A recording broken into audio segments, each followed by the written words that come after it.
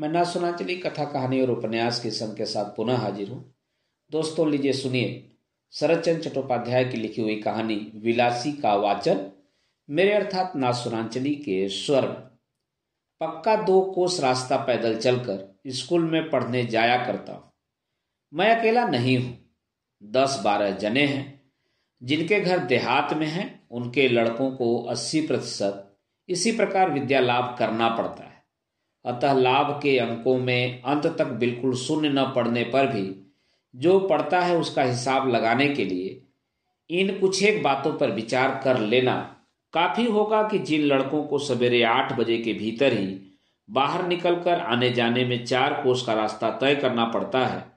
4 कोस के माने 8 मील नहीं, उससे भी बहुत अधिक। बरसात के दिनों में सिर पर बादलों का पानी और पांवों के नीचे घुटनों तक कीचड़ के बदले धूप के समुद्र में तैरते हुए घर से स्कूल और स्कूल से घर आना जाना पड़ता है। उन अभागे बालकों को माता सरस्वती प्रसन्न होकर वर दें कि उनके कष्टों को देखकर वे कहीं अपना मुंह दिखाने की बात भी नहीं सोच पाते। तदुपरांत यह कृतविद्य बालकों का दल बड़ा होकर एक दिन गांव में ही बैठे या भूख की आग बुझाने के लिए कहीं अन्यत्र चला जाए। उनके 4 कोस तक पैदल आने जाने की विद्या का तेज आत्मप्रकाश करेगा ही करेगा। कुछ लोगों को कहते सुना है, अच्छा जिन्हें भूख की आग है उनकी बात भले ही छोड़ दी जाए, परंतु जिन्हें वह आग नहीं है वैसे सब भले आदमी किस सुख के लिए गांव छोड़कर जाते हैं। उनके रहने पर तो गांव की ऐसी दुर्दशा नहीं होती। मलेरिया की बात नहीं छेड़ता, उसे रहने दो।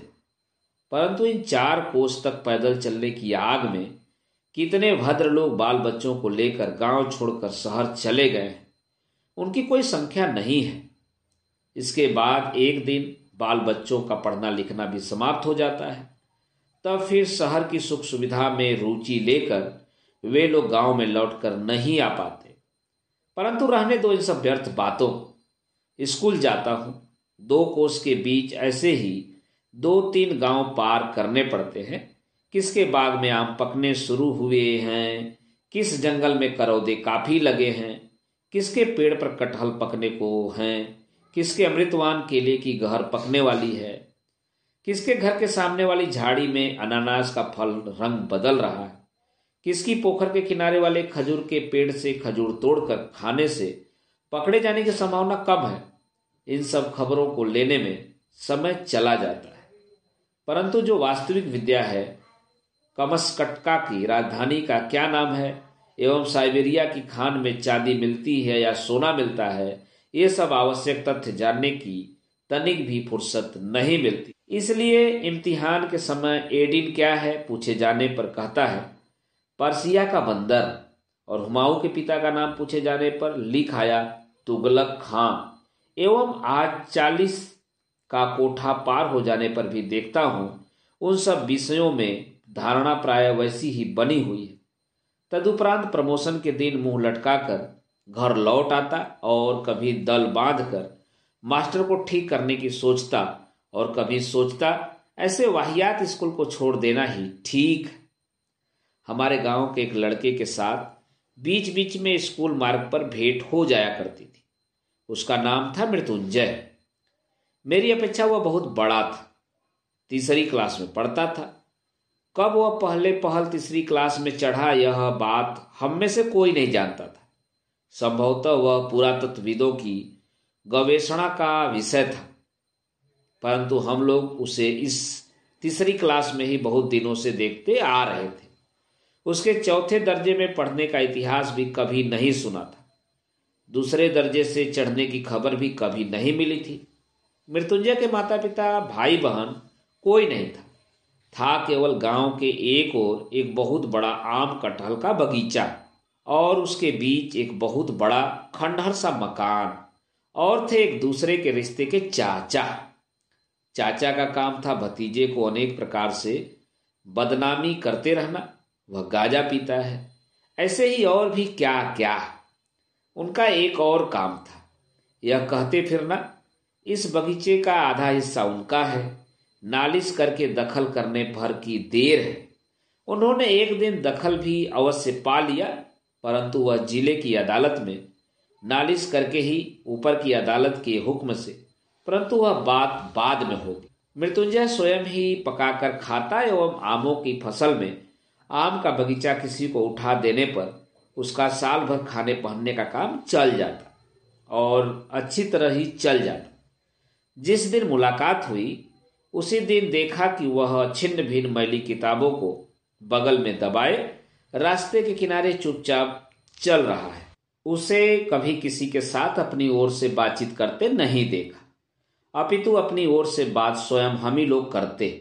उसका प्रधान कारण था कि दुकान से खाने पीने की चीजें खरीद कर खिलाने वाला गांव में उस जैसा कोई नहीं था, और केवल लड़के के ही नहीं, कितने ही लड़कों के बाप कितनी ही बार गुप्त रूप से अपने लड़कों को भेजकर उसके पास स्कूल की फीस खो गई है, पुस्तक चोरी चली गई इत्यादि कहलवा कर रुपए मंगवा लेते।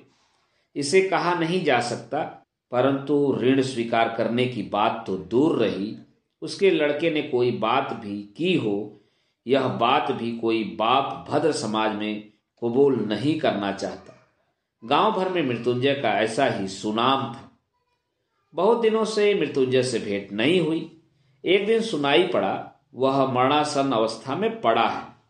फिर एक दिन सुना गया मालपाड़े के एक बूढ़े ओझा ने उसका इलाज करके एवं उसकी लड़की विलासी ने सेवा करके मृत्युंजय को यमराज के मुंह में जाने से बचा लिया है। बहुत दिनों तक मैंने उसकी बहुत सी मिठाई का सदुपयोग किया था। मन न जाने कैसा होने लगा। एक दिन शाम के अंधेरे में छिपकर उसे देखने गया। उसके खंडहर से मकान में दीवारों की बला नहीं है।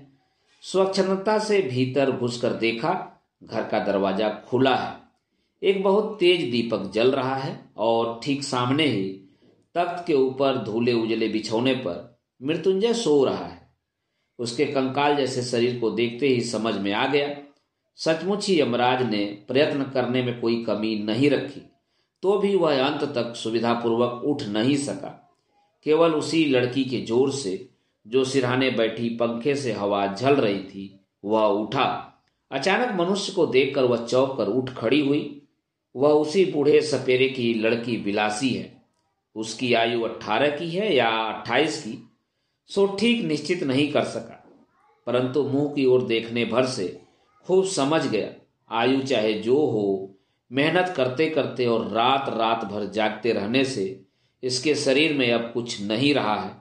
ठीक जैसे फूलदानी में पानी देकर भिगो कर रखे गए बासी फूल की भांति हाथ का थोड़ा सा स्पर्श लगते ही, थोड़ा सा हिलाते डुलाते ही झड़ पड़े। मृत्युंजय मुझे पहचानते हुए बोला, कौन, न्याड़ा? मैं बोला, हाँ। मृत्युंजय ने कहा, बैठो। लड़की गर्दन झुकाए खड़ी रही।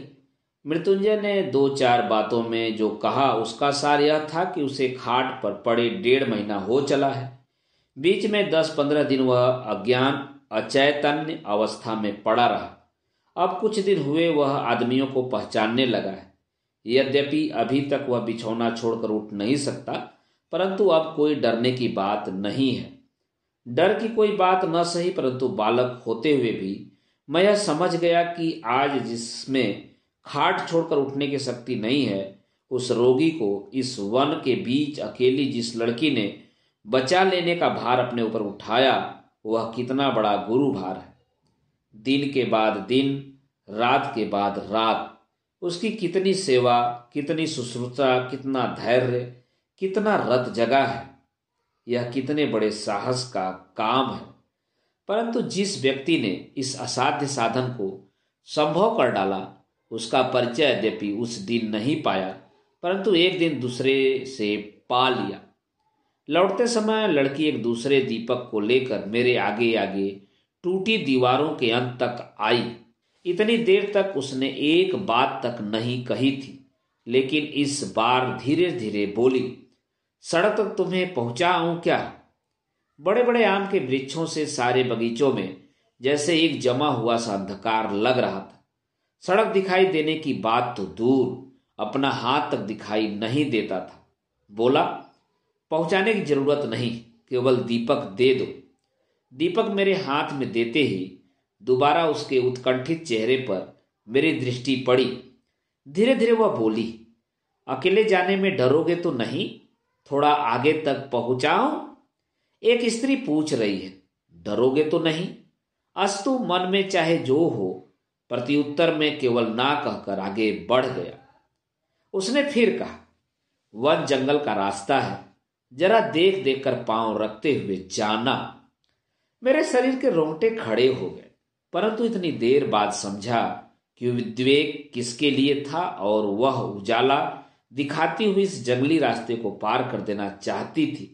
संभव है वह मेरा निषेध नहीं सुनती, साथ ही आती, परंतु पीड़ित मृत्युंजय को अकेला छोड़कर जाने को शायद उसका मन अंत तक तैयार नहीं हुआ। 20-25 बीघे का बगीचा था, अतः रास्ता भी कम नहीं था। इस भीषण अंधकार में प्रत्येक पांव शायद डरते डरते ही रखना पड़ता था, परंतु दूसरे ही क्षण उस लड़की की बात से सारा मन इस तरह आच्छन्न हो गया कि डरने का फिर समय ही नहीं मिला। केवल ख्याल आने लगा, एक मृतप्राय रोगी को लेकर रहना कितना कठिन है। मृत्युंजय तो किसी भी समय मर सकता था। तब सारी रात इस जंगल के बीच अकेली लड़की क्या करती, किस तरह अपनी उस रात को काटती। इस घटना के बहुत दिन बाद की एक बात मुझे याद आती है। अपने एक आदमी की मृत्यु के समय मैं वहां उपस्थित था। अंधेरी रात, घर में लड़के बच्चे नौकर चाकर नहीं थे। घर में केवल उनकी सद्विधवा स्त्री और मैं ही थे। उनकी स्त्री ने शोक के आवेग में छाती पीट कर ऐसा कांड उपस्थित कर दिया कि यह भय हुआ कहीं उसके प्राण भी निकल न जाए। रो रो कर बार बार मुझसे पूछने लगी, वे जब स्वेच्छा से साथ ही साथ मर जाना चाहती है तब सरकार का क्या है? उन्हें अब रत्ती भर जीने की इच्छा नहीं है। इसे क्या वे लोग, मतलब सरकारी आदमी, इसे क्या वे लोग समझेंगे नहीं? उसके घर में क्या स्त्रियां नहीं हैं? वे क्या पत्थर ही हैं? और यदि इस रात में गांव के 5 लोग यदि नदी के किनारे किसी जंगल के बीच उनके सहमरण, मतलब सती होने, उनके सहमरण होने का प्रबंध कर दें तो पुलिस के लोग किस प्रकार जान सकेंगे? इस प्रकार की कितनी ही बातें कही, परंतु मेरा तो और बैठे रहकर उनका रोना सुनने से काम नहीं चल सकता था। मोहल्ले में खबर देने की जरूरत है, अनेक वस्तुएं इकट्ठी करने की जरूरत है, परंतु मेरा बाहर जाने का प्रस्ताव सुनते ही वे प्रगति स्तब्ध हो गईं। आंखें पोंछकर बोली, भाई जो होना था वो हो गया, अब बाहर जाने से क्या होगा? रात बीत जाने दो ना। मैं बोला, बहुत काम है, न जाने पर काम नहीं होंगे। वे बोली, काम रहने दो, तुम बैठो। मैं बैठा। बैठने से काम नहीं चलेगा, एक बार खबर देनी ही पड़ेगी। कहकर पांव बढ़ाते ही वे चित्कार कर उठी, अरे बाप रे, मैं अकेली नहीं रह सकूंगी। अतः फिर बैठ जाना पड़ा।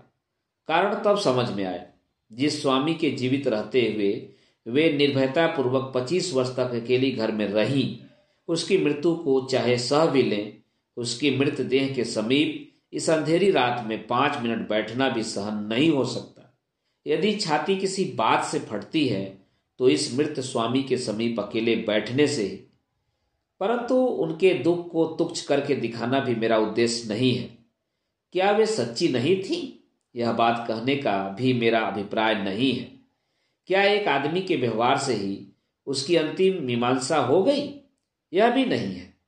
परंतु ऐसी और भी अनेक घटनाएं जानता हूं जिनका उल्लेख न करने पर भी मैं यह बात कहना चाहता हूं कि केवल कर्तव्य ज्ञान के जोर अथवा बहुत समय तक एक साथ घर गृहस्थी करने के अधिकार से ही इस भय का कोई स्त्री अतिक्रमण नहीं कर पाती। वह कोई और ही शक्ति है जिसका बहुत से पति पत्नी एक साथ वर्षों तक घर गृहस्थी चलाते रहने के बाद भी कुछ पता ही नहीं पाते। अचानक उसी शक्ति का परिचय जब किसी स्त्री पुरुष के निकट पाया जाता है तब समाज की अदालत में मुलजिम बनाकर उन्हें दंड देना यदि आवश्यक हो तो, परंतु मनुष्य की जो वस्तु सामाजिक नहीं है वह स्वयं तो उसके दुख से चुपचाप आंसू बहाए बिना किसी प्रकार नहीं रह सकती। प्राय 2 महीने तक मृत्युंजय की खबर नहीं ली। जिन लोगों ने देहात को नहीं देखा है अथवा केवल रेलगाड़ी की खिड़की से मुंह निकाल कर देखा है, वे तो शायद आश्चर्यपूर्वक कह उठेंगे, यह कैसी बात है? क्या यह कभी संभव हो सकता है कि इतनी बड़ी बीमारी को आंखों से देख आकर भी 2 महीने तक फिर उनकी खबर ही न ली जाए? उन्हें जताने के लिए यह कहना आवश्यक है कि यह केवल संभव ही नहीं, ऐसा ही हुआ करता है। किसी व्यक्ति की विपत्ति में मोहल्ला भर झुंड बांध कर उमड़ पड़ता है। यह एक जनश्रुति अवश्य है। पता नहीं वह सतयुग के गांव में थी या नहीं, परंतु इस काल में तो कहीं भी देखी हो ऐसा याद नहीं पड़ता। तभी जब तक उसके मरने की खबर नहीं मिलती तब तक वह जीवित है, यही ठीक। इसी बीच अचानक एक दिन सुना मृत्युंजय के उस बगीचे के भागीदार चाचा शोर मचाते फिरते हैं कि गया गया गांव इस बार रसातल में चला गया। नालते के मित्र कहलाकर समाज में अब वे अपना मुंह दिखाने योग्य नहीं रहे। नालायक एक सपेरे की लड़की से निकाह करके उसे घर ले आया है, और केवल निकाह ही नहीं, यह भी न हो चूल्हे में जाए, उसके हाथ का भात तक खाया है। गांव ने यदि इसका दंड न दिया तो वन में जाकर ही रहना पड़ेगा। कुडोला और हरिपुर का समाज इस बात को सुनेगा तो इत्यादि इत्यादि। तब लड़के बूढ़े सभी के मुंह पर एक ही बात, यह क्या हुआ? कलयुग क्या सचमुच ही उलट बैठा है? चाचा कहते फिरते हैं, यह होगा। इसे बहुत लोग पहले से ही जानते थे, वे केवल तमाशा देख रहे थे। कहाँ का पानी कहाँ जाकर मरा। अन्यथा यह कोई पराया नहीं, पड़ोसी नहीं, अपना ही भतीजा है। मैं क्या उसे घर नहीं ले जा सकता था? मुझे क्या डॉक्टर वैद्यों को दिखाने की सामर्थ्य नहीं थी? तब फिर ऐसा क्यों नहीं किया? इसे अब तक देख ले। परंतु अब तो चुप नहीं बैठा जा सकता। यह जो मित्तिर वंश का नाम डूबा जा रहा है, गांव के मुंह पर जो कालिख लगाई जा रही है, तब हमारे गांव के लोगों ने मिलकर जो काम किया उसे सोचते ही मैं लज्जा से मर जाता हूं। चाचा चले नलते के मित्तिर वंश के अभिभावक बनकर, और हम 10-12 जने साथ चले। गांव के मुंह पर कालिख न लगे इसलिए मृत्युंजय के टूटे फूटे मकान पर जाकर उपस्थित हुए। उस समय शाम हो चुकी थी। लड़की भग्न बरामदे में बैठी हुई रोटी बना रही थी। अचानक लाठी सोटा हाथ में लिए इतने लोगों को आंगन में देखकर भैंसे नीली पड़ गई। चाचा ने घर के भीतर झांक कर देखा, मृत्युंजय सो रहा है। झटपट सांकल चढ़ा दी। उस भय के कारण मृतप्राय लड़की से संभाषण शुरू कर दिया। अधिक क्या कहा जाए, संसार के किसी भी चाचा ने किसी भी समय शायद भतीजे की स्त्री से ऐसा संभाषण नहीं किया होगा। वह ऐसा था कि लड़की हीन सपेरे की लड़की होते हुए भी उसे सहन नहीं कर सकी। वह आंखें उठाकर बोली, मेरे पिता ने बाबू के साथ निकाह कर दिया है, जानते हो? चाचा बोले, ठहर तो री, इत्यादि इत्यादि। एवं साथ ही साथ 10-12 लोग वीर भाव से हुंकारते हुए उसकी गर्दन पर टूट पड़े। किसी ने कान पकड़े, किसी ने दोनों हाथ पकड़े, एवं जिन्हें ऐसा सुयोग नहीं मिला वे भी निश्चेष्ट न रहे। कारण संग्राम स्थल पर हम लोग कायरों की भांति चुपचाप खड़े रह सकते हैं। हमारे विरुद्ध इतनी बड़ी बदनामी करते फिरने में शायद नारायण के प्रतिनिधियों की आंखों को भी लाज लगेगी। यहां पर एक अप्रासंगिक बात कह देना चाहता हूं। सुना है विलायत आदि म्लेच्छ देशों में पुरुषों में एक कुसंस्कार है, स्त्रियों को दुर्बल एवं निरुपाय कहकर उसके शरीर पर हाथ नहीं उठाते। यह भला क्या बात है? सनातनी हिंदू इस कुसंस्कार को नहीं मानते। हम लोग कहते हैं जिसके शरीर में जोर नहीं है उसी के शरीर पर हाथ उठाया जाता है, वह स्त्री पुरुष में से कोई भी क्यों न हो। लड़की जो पहले ही एक बार आर्तनाद कर उठी थी उसके बाद एकदम चुप रह गई, परंतु हम लोग जब उसे गांव से बाहर छोड़ आने के लिए घसीटने लगे तब विनय करती हुई कहने लगी, बाबू लोगों, मुझे एक बार छोड़ दो, मैं रोटियों को घर में रख आऊं। बाहर रह जाने से सियार कुत्ते खा जाएंगे, रोगी मनुष्य को सारी रात खाना नहीं मिलेगा। मृत्युंजय बंद कमरे के भीतर पागल की भांति सिर ढूंढने लगा, दरवाजे पर पांव की ठोकर मारने लगा, परंतु हम लोग उससे रत्ती भर भी प्रसन्न नहीं हुए। स्वदेश के कल्याण के लिए सब कुछ अकार भाव से सहकर उसे घसीट कर खींचते हुए चल दिए। इसलिए कह रहा हूं कि मैं भी बराबर उनके साथ था, परंतु मुझ में एक दुर्बलता थी। मैं उसके शरीर को हाथ नहीं लगा सका, अपितु मैं जैसे भीतर ही भीतर रो उठा। उसने अत्यंत अनुचित कार्य किया है एवं उसे गांव से बाहर निकाल देना ही उचित है, परंतु फिर भी हम लोग कोई अच्छा काम कर रहे हैं, यह भी किसी तरह समझ में नहीं आया। परंतु मेरी बात रहने दो। आप यह न सोच लें कि देहात में उदारता का नितांत अभाव होता है, बिल्कुल नहीं। अपितु बड़े आदमी होने पर हम लोग ऐसी उदारता प्रकट करते हैं कि सुनकर आप लोग अवाक रह जाएंगे। यह मृत्युंजय यदि उसके हाथ से भात खाने का अक्षम्य अपराध नहीं करता तो हम लोगों को इतना क्रोध नहीं आता। और कायस्थ के लड़के का सपेरे की लड़की के साथ निकाह, यह तो एक हंसकर उड़ा देने की बात है, परंतु गजब कर दिया इस भात खाने ने। भले ही वह हो सया शाही, परंतु इसी से भात पूड़ी नहीं, संदेश नहीं, बकरे का मांस नहीं। भात खाना तो अन्न पाप है, वह तो फिर सचमुच ही माफ नहीं किया जा सकता। इसलिए देहात के लोग संकीर्ण हृदय नहीं हैं। 4 कोस पैदल चली वाली जो विद्या जिन सब लड़कों के पेट में है, वे ही तो एक दिन बड़े होकर समाज के शिरोमणि होते हैं। देवी वीणा पाणी के वर से उनमें संकीर्णता किस तरह से आ सकती है।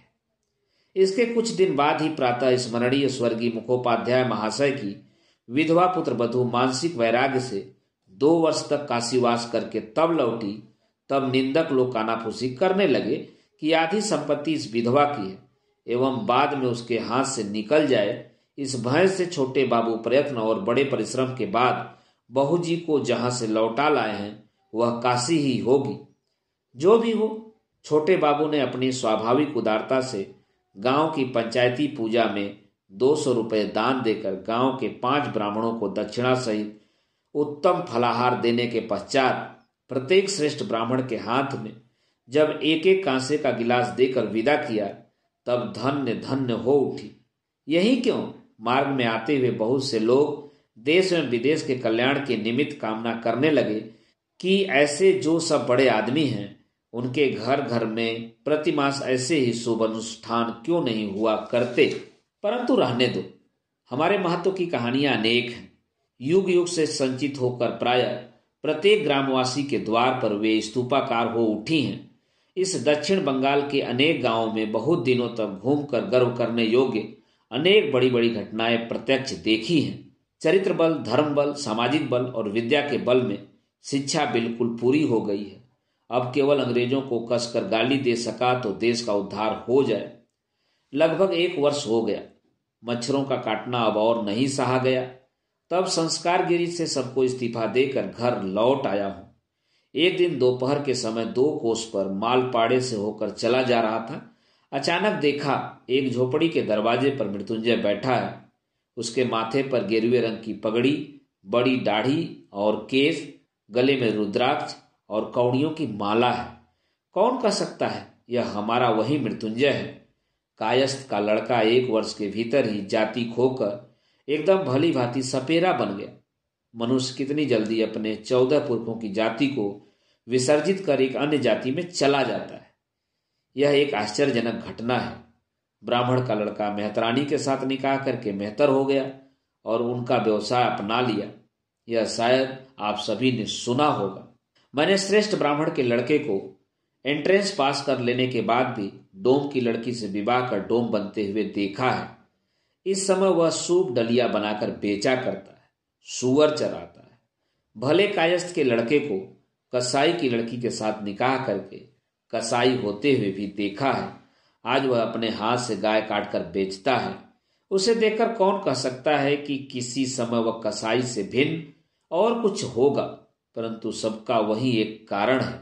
मैं तभी तो सोचता हूं, इस प्रकार जो आसानी से पुरुष को खींचकर नीचे गिरा सकती है, वे क्या उसी प्रकार हंसते खेलते ऊंचा नहीं चढ़ा सकती। जिन ग्रामवासी पुरुषों की प्रशंसा के लिए आज पंचमुख हो उठा हूं, यह गौरव क्या केवल अकेले उन्हीं को मिलना चाहिए? क्या अपने ही बल पर वे इतनी जल्दी नीचे की ओर गिरते चले जाते हैं? अंदर की ओर से क्या उन्हें तनिक भी उत्साह, तनिक भी सहायता नहीं मिलती? परंतु रहने दो, जोश में आकर शायद अनाधिकार चर्चा कर बैठूंगा। परंतु मुझे कठिनाई यही आ पड़ी है कि मैं किसी भी तरह नहीं भूल पाता कि देश के 90% नर नारी इन गांवों में रहकर भी मनुष्य बनते हैं एवं इसीलिए हम लोगों को कुछ करना ही चाहिए। खैर, कह रहा था कि देखकर कौन कह सकता है कि यह वही मृत्युंजय है, परंतु मुझे उसने खातिर करके बैठाया। विलासी पोखर से पानी भरने गई थी। मुझे देखकर भी वह बहुत खुश होकर बार बार कहने लगी, तुम्हारे न आने से वे लोग रात में मुझे मार ही डालते। मेरे लिए न जाने तुमने कितनी मार खाई होगी। मैंने बातों ही बातों में सुना। दूसरे दिन से ही वे यहाँ आकर क्रमशः घर बनाकर रहने लगे एवं सुखी हैं। यह बात मुझे बताने की आवश्यकता नहीं थी, केवल उन लोगों के चेहरे की ओर देखकर ही मैं समझ गया था। मैंने सुना आज कहीं से उन्हें सांप पकड़ने के लिए बयाना आया है और वे तैयार बैठे हैं। मैं भी उनके साथ जाने के लिए उछल पड़ा। बचपन से ही मुझे दो बातों का बड़ा शौक रहा है, एक तो गोखुरा काला सांप पकड़कर पालना और दूसरा मंत्र सिद्ध करना।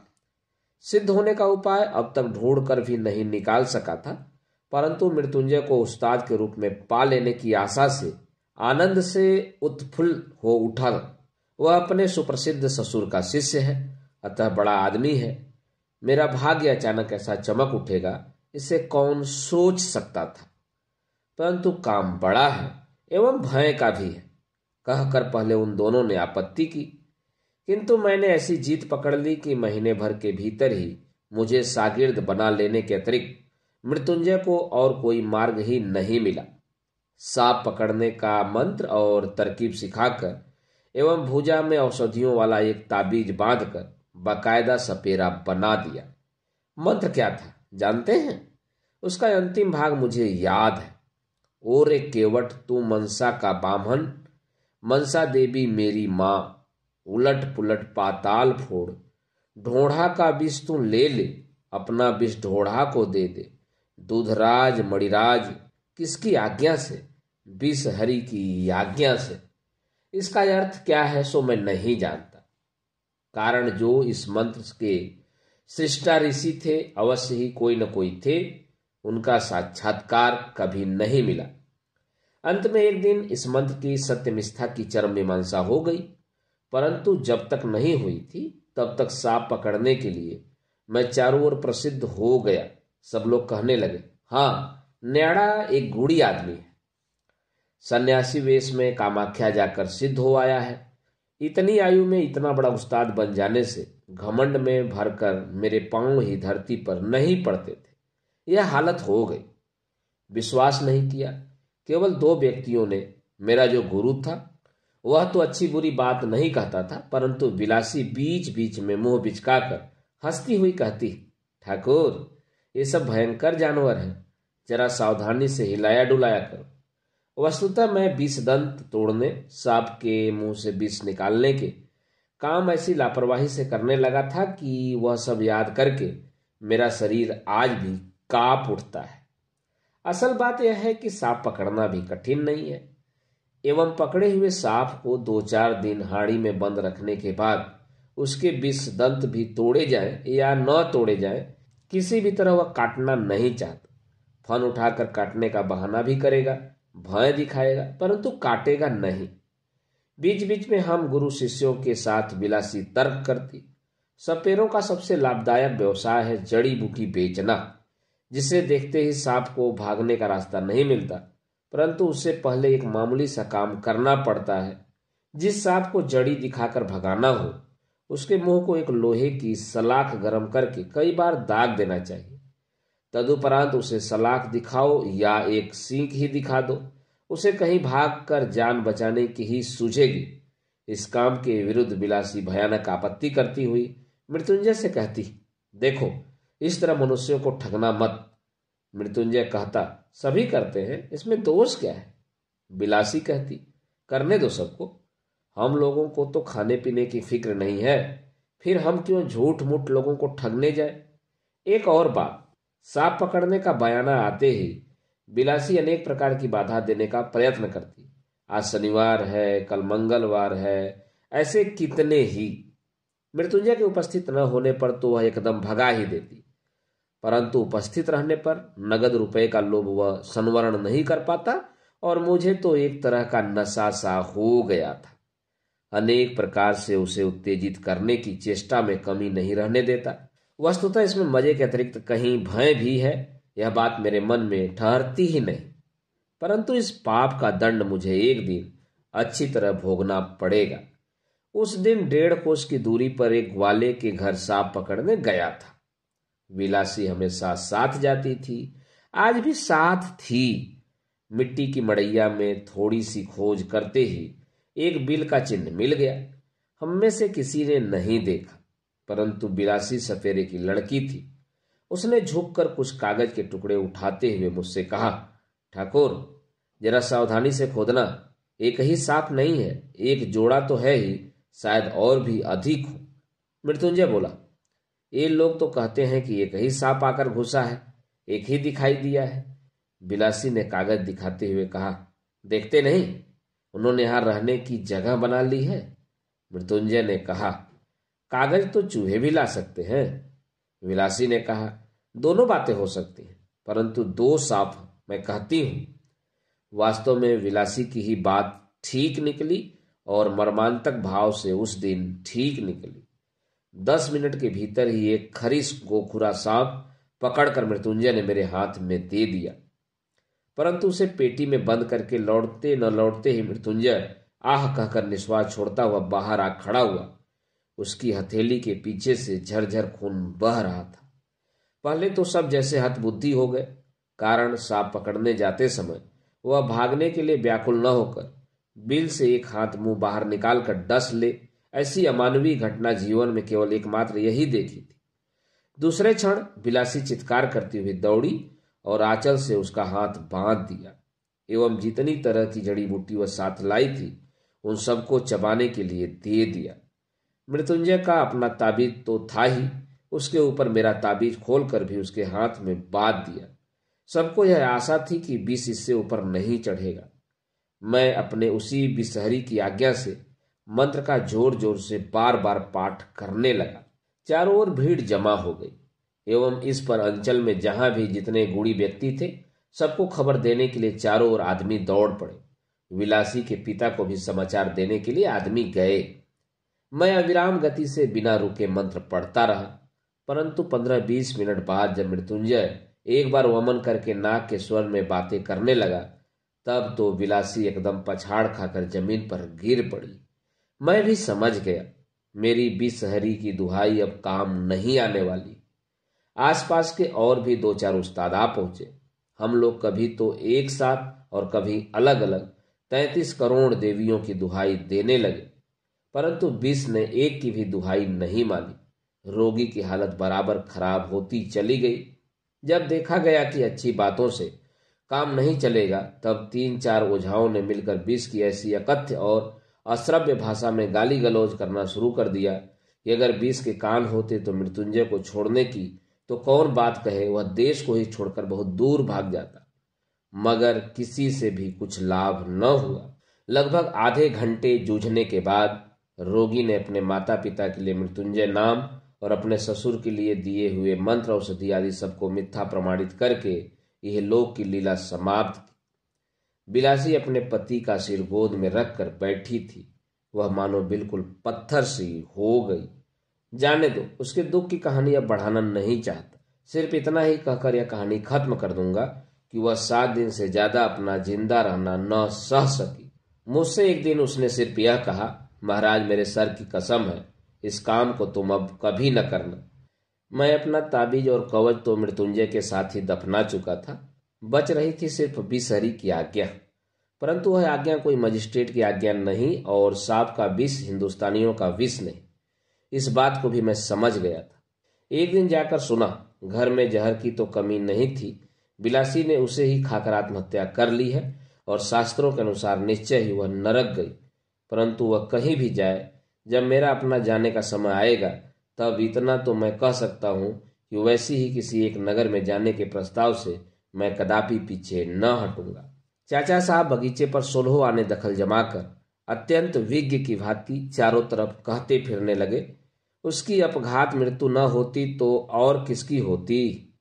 मर्द वैसी एक छोड़ 10 करे न, उससे कुछ बनता बिगड़ता नहीं, परंतु होगा तो जरा निंदा हो जाएगी।